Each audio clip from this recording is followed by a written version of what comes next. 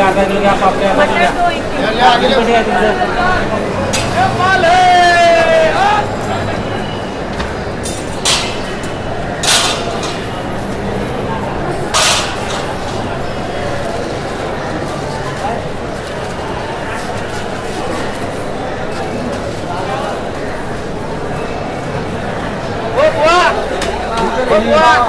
काय म्हणतात किती पाहिजे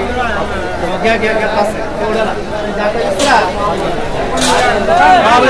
5 रुपये एका गंडीला खर्च लागलाय तरी तो